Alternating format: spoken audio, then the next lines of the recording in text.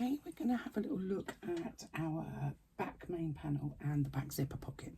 So I have my piece of leather cut, and I've already cut the aperture for the zipper as per the instructions in the pattern.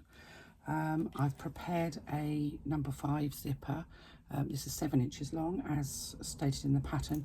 The only thing I've done different is that I've actually just put a few stitches across the top there to hold the 2 zipper sides together, just because that's my personal preference. So I'm going to turn my panel so that it's wrong side up, and I know the pattern tells you to use double-sided tape, and I do have double-sided tape, but I do find this stuff really quite challenging to use. So on this, for this part, I'm actually going to use glue, because that's how I prefer. I actually generally, when I'm sewing, I don't use anything. I just put the zipper in place and I stitch. But in deference to the fact that this is leather and I've never tried, really, I've only done a few bags in leather before, I am going to follow the instructions more or less.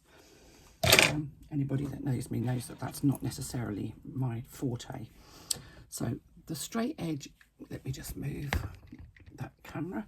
So the straight edge is the top of my pocket, so I need my zipper to be orientated so that it zips towards the top. So I'm going to position it.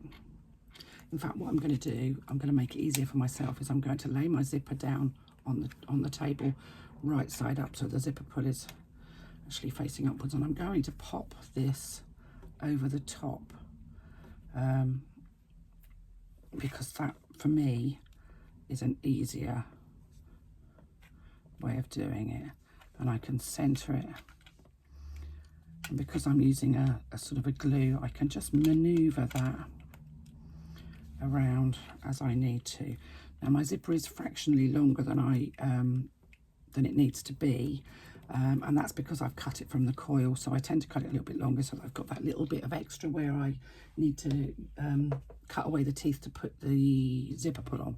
So, and I haven't cut it down, and I should have done probably, but it doesn't matter, I can cut it down afterwards. So I'm just going to kind of maneuver that about till I think it's nice and central, and that looks good to me. The trouble with me and double-sided tape is I find that I often, I don't use quilter's tape, so I don't use the stuff that you can stitch through, because that's really expensive. So I'm using a generic double-sided tape, which actually, if it gets in the way and you start stitching through it, will gum up your needle, cause missed stitches, and be more trouble than it's actually worth. So that's why I'm a little less than happy to use double-sided tape all the time. This said, you know, it's each to their own, and this is just my personal preference. So I've now put on a Teflon zipper foot, and what I'm going to do, according to the instructions, let me just double check.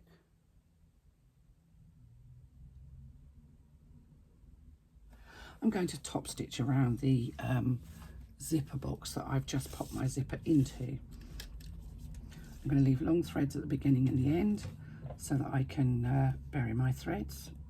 And let me just, and I'm stitching at 1/8 of an inch seam allowance.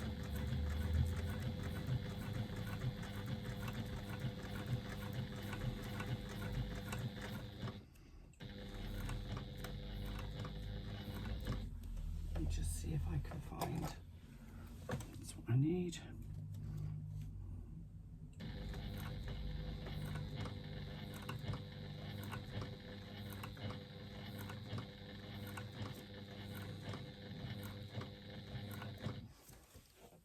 Can you see? No, I've knocked my camera. Let me just move that a little bit closer.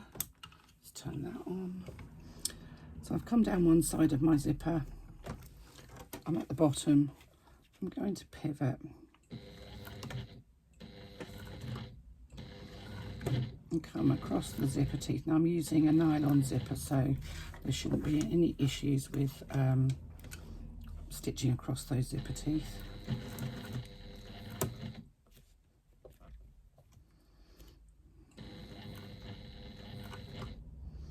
Even with a Teflon foot, this leather still has some stretch to it, so I'm just kind of holding it down as I stitch, just to stop it from stretching too much. This is the same problem that often I have when if you're stitching faux leather that's a little bit more, a little less sturdy, shall we say.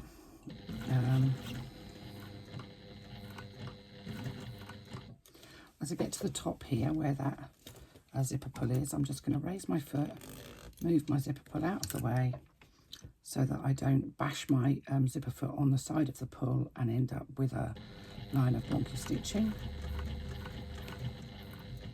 because that just makes me angry. So let's just come across the top here, making sure that those teeth stay together.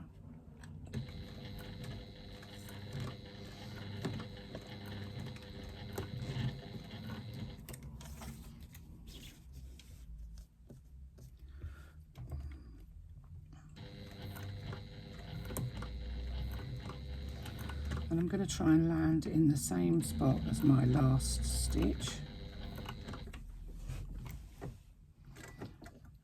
Raise the needle.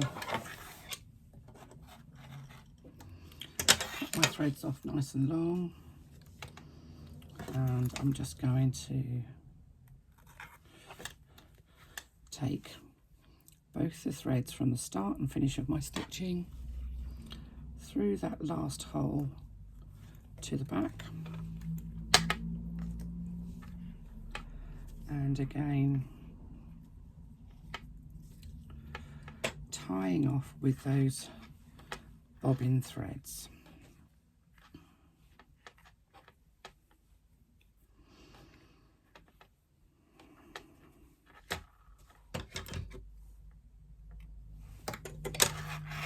Now you can trim off any excess zipper tape that you've got on the back here, being careful not to trim into your leather. So if you've got excess at each end, which you will have, and I have because I actually used more zipper tape than I needed to, you can trim off. Now for me, this excess zipper tape on the sides here, I'm worried that it's going to start to raise up inside of my pocket. So I'm actually going to do a second line of stitching around this zipper just to secure everything. I've got a thread there that's come undone and I'm not sure why. So let's just pull that through. Not sure where that thread even came from. Never mind. It's pulled through now anyway. So I'm going to just do a second line of stitching, which will just ensure that this zipper tape is really secure. Or you could just pop a little bit of extra glue underneath it, which actually probably is an easier option. So let's go down that route, shall we? Just for me, I think it's probably because I didn't use a double-sided tape. I'm just a little concerned that this tape is going to ruffle up inside of my pocket. Whereas if I glue it down, can't go anywhere, can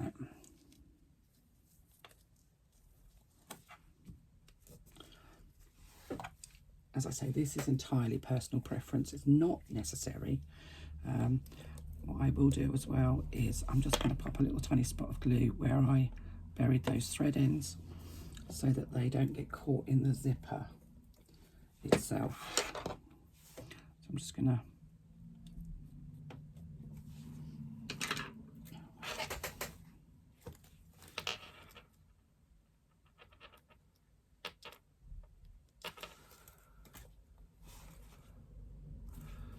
to have a slightly loose stitch there again.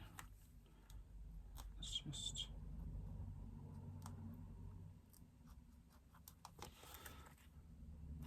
okay, it's my imagination, I think. So there we have the zipper installed, and you can see the zipper tape is nicely secured on the back there. So we're going to take one of our exterior panels and we're going to mark a line that is 1 3/8 of an inch from the top straight edge. So I've already made that mark with my chalk marker. I'm going to take this pocket. Now the pocket tells you, again, the pattern tells you to use double-sided tape, and on this instance I am actually going to use double-sided tape, but I'm going to make sure that it's outside of my seam allowance because I don't want to stitch over it. My machine just doesn't like that. Oh. This is really narrow double-sided tape. It's used in the manufacturer of mobile phones, and it's 1/8 of an inch thick. And it's as sticky as it comes. So on the back of my pocket, I'm going to put double-sided tape all the way around. And I am, say, putting this just outside of my stitch line, just because I don't want to be stitching over it. And my seam allowance here is 1/8 of an inch, so this is just about, I guess, 3/16 of an inch away from the edge. But it's only 1/8 of an inch wide. Now, I hope Karen can forgive me for playing a little bit fast and loose with her pattern. It is a super pattern, an absolutely super styled bag, and I really wanted to make it, but as I say, I am not a leather worker, so I'm kind of having to apply what I know about faux leather to try and figure out working with leather.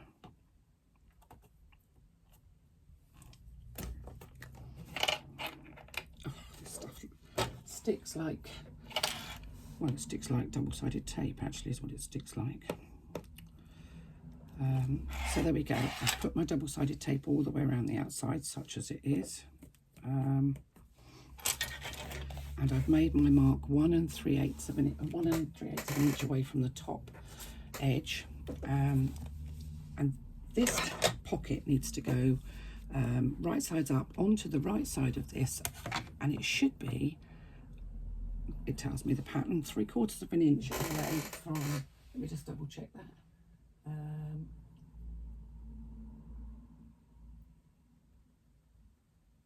Yeah, 3/4 of an inch away from either side. It doesn't really matter as long as the top straight edge is lined up along that line that's been. Actually, what might be easier, Christine, is if you actually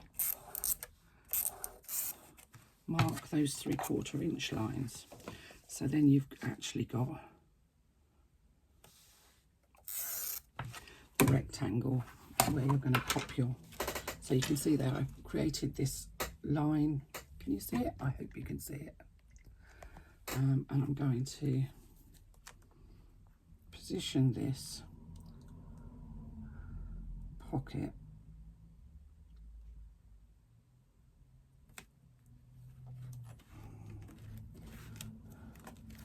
onto my back panel. There's no difference between the front and the back panel at this point, other than the fact that you've now just put a pocket on there. So I've positioned that, and it's now 3/4 of an inch away from the sides. And I think the next thing we're going to do is we're going to top stitch all the way around the outside. So I'm going to top stitch all the way around the outside of that pocket piece. I'm going to pop my ordinary Teflon foot on. It shouldn't move anywhere because it's got that double-sided tape holding it where it's supposed to be. And I'm just going to leave a long thread at the beginning and the end so that I can bury my threads. Now, bearing in mind where I had my double-sided tape, I am going to stitch at a scant 1/8 of an inch for my top stitching, so that I'm not going over that double-sided tape. Now, I like top stitching, and a scant 1/8 of an inch is pretty hairy.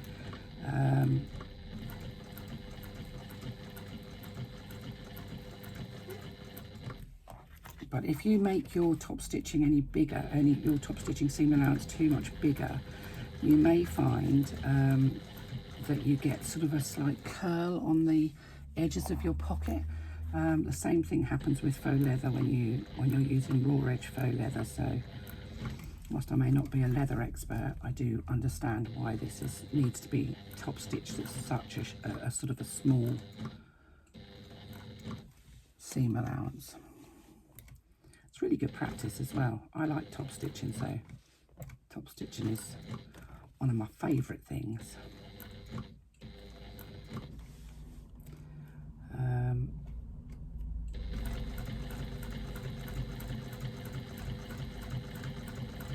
Now I am using a Teflon foot here. I use a Teflon foot for everything, to be fair. I guess you could use a walking foot for this, but I would say that actually a scant 1/8 of an inch seam allowance on a walking foot might be a bit of a challenge because they're so big it's difficult to see what you're doing. As you come around these curves, go slowly, 1 stitch at a time, literally raising the foot. And I've got a knee lift on my machine, so that's why I'm able to raise the foot without you seeing me doing this. Just literally 1 stitch at a time, just to make sure that you've got nice curves. My stitch length is at about 3.5, which is actually a little less than I would normally use for top stitching. But because we've got curves, I don't want the curves to look jagged, so I've reduced my stitch length down to 3.5 from about 4, which is what I would usually use for top stitching.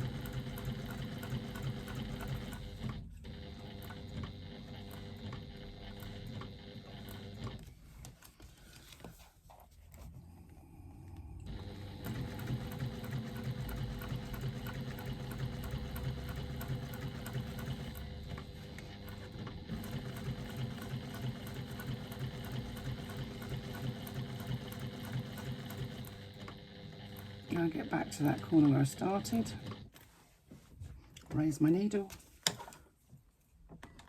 pull my work out, long threads, and the same practice as we've already done. Take the needle, pull the stitching back through to the wrong side,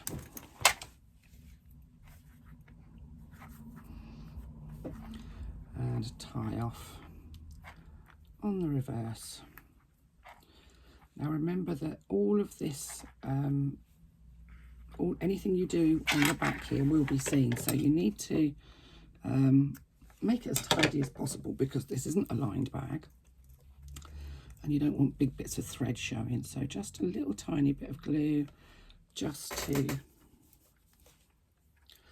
secure those threads, and our pocket is in place. Now I can use my cardigan sleeve to remove.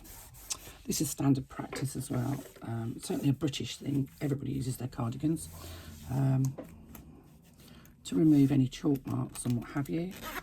Your pocket is all nice and usable with the zipper pull at the top. So I'm going to pop that out of the way and move on to the next part.